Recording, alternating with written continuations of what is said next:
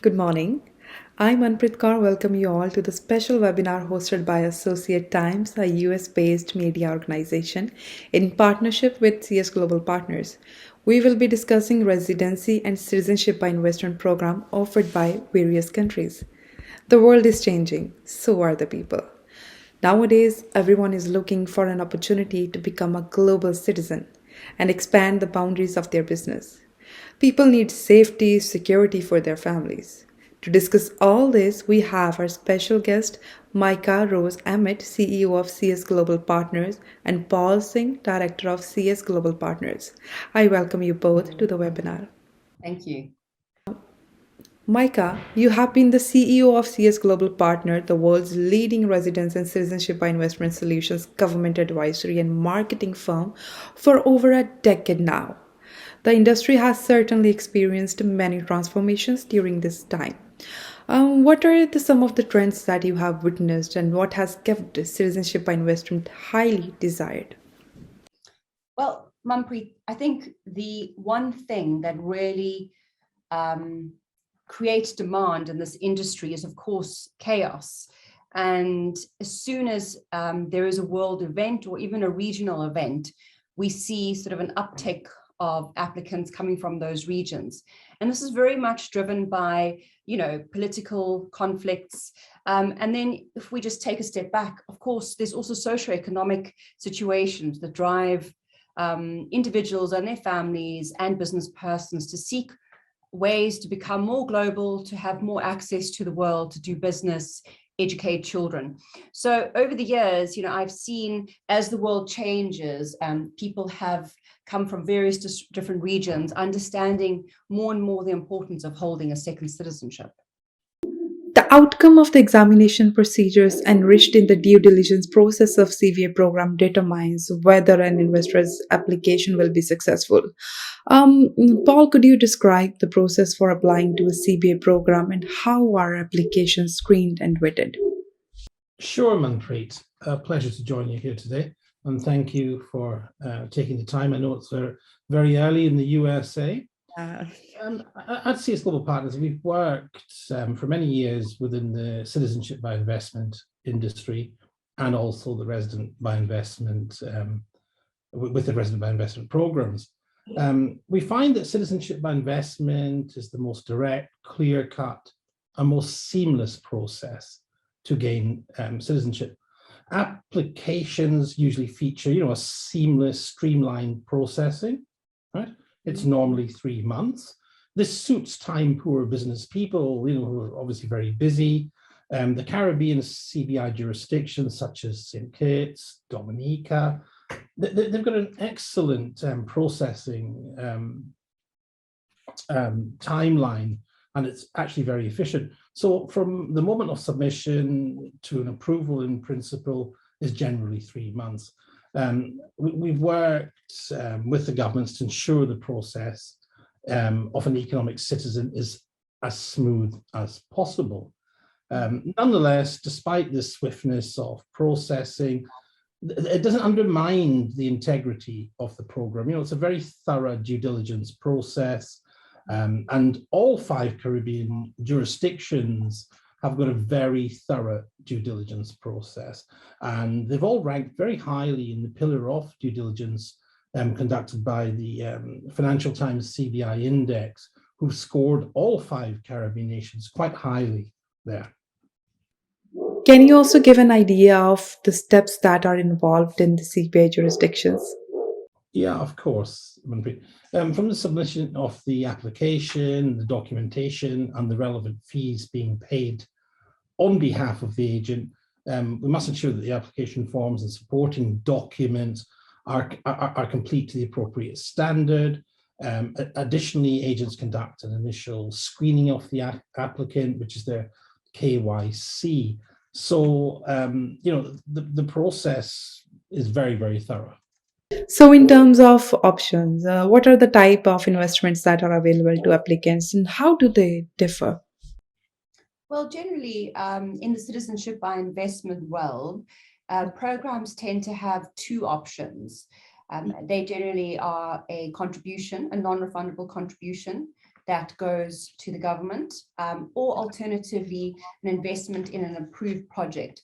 Most of those approved projects tend to be real estate developments, in some cases, specifically hotel room investments. And then some islands, some countries have bonds. It really depends from jurisdiction to jurisdiction, but the two main ones are real estate investment and a donation investment. I must say, both solutions seem very compelling. How would an investor know which program is right for them, and what are the main benefits of the CBA program? Different types of investors are interested in different investment options.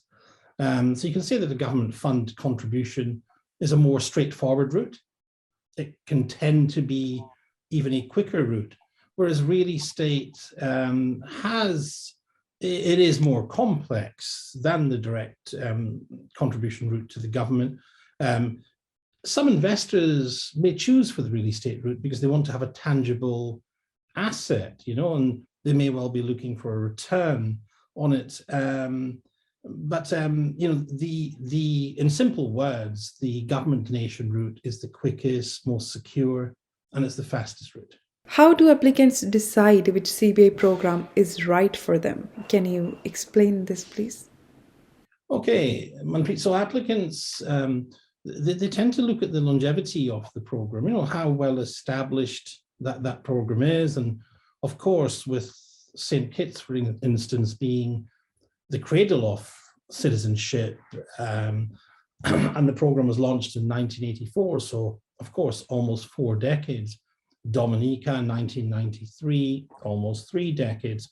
So they've run for a long time. They're held in very high regard by the international community. A lot of people who have gained citizenship from these particular islands has had that tool, for many years, and it's worked for them.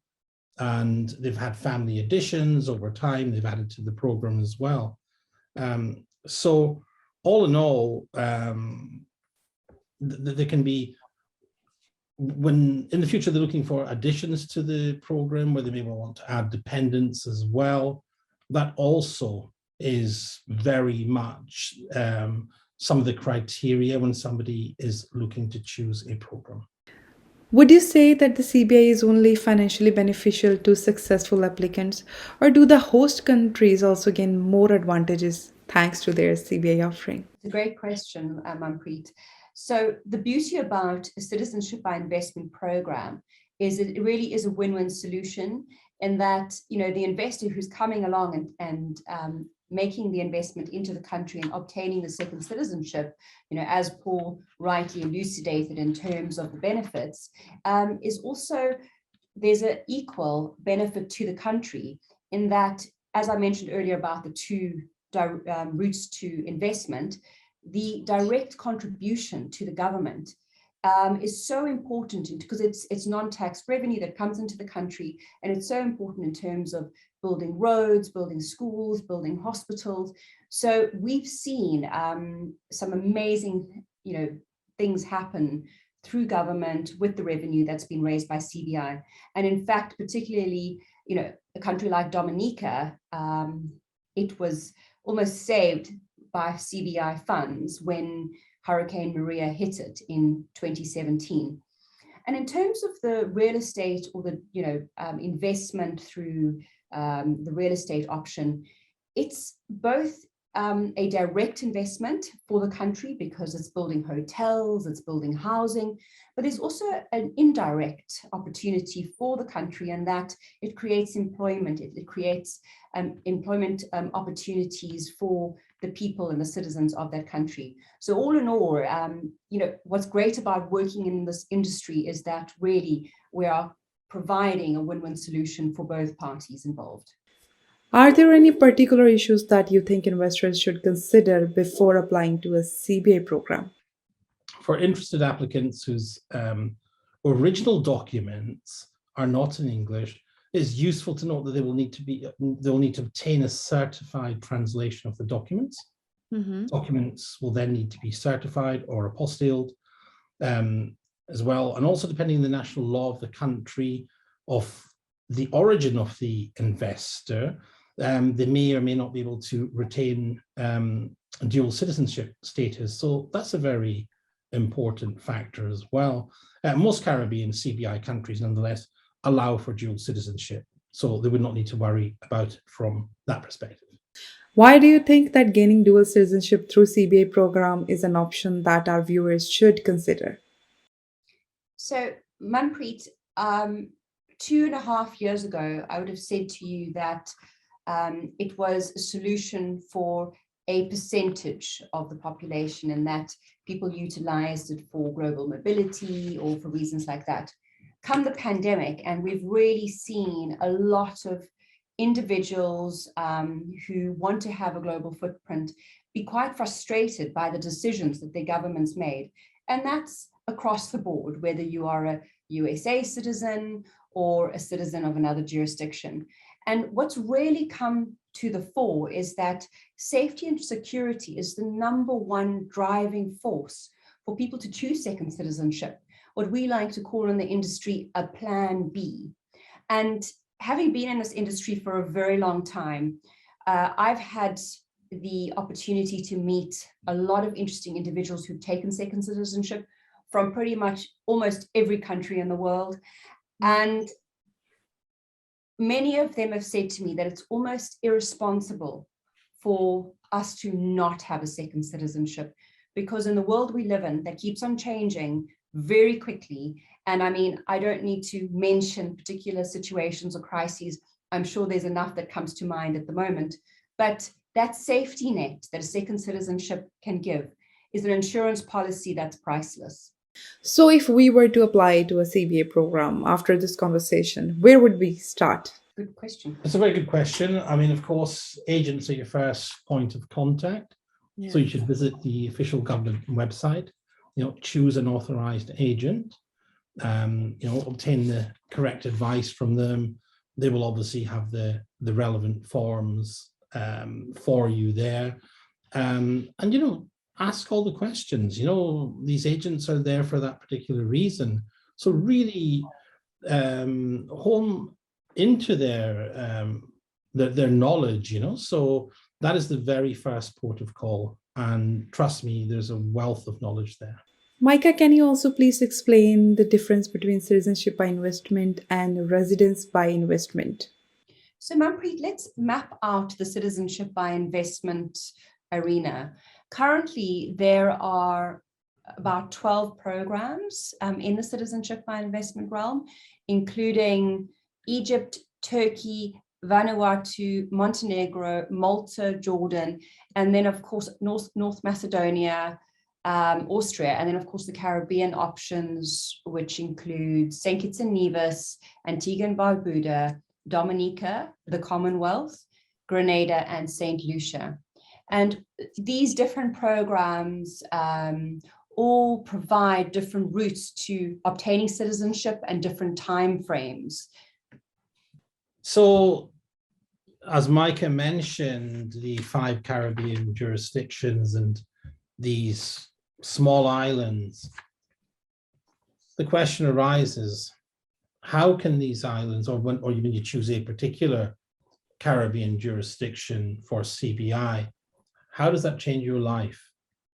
Well, it completely transforms a lot of people's lives. It allows them greater global mobility. With more mobility or greater mobility, opportunities arise, business opportunities, it can be educational opportunities for your children.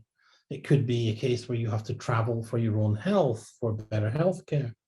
Or you may well want to have a plan B for your family, geopolitical situations where it could be unsafe where you currently are. So it's a real life changer.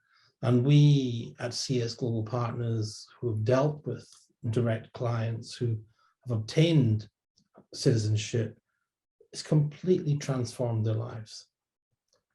Absolutely incredible. So, in terms of passing down the citizenship, is it possible in citizenship by investment programs? Can the applicant pass down the citizenship to their future generations, or is the citizenship for life? So you get residency and citizenship. Of course, we're talking about it through the investment route. Residence by investment usually involves obtaining a visa for the country for a period of time.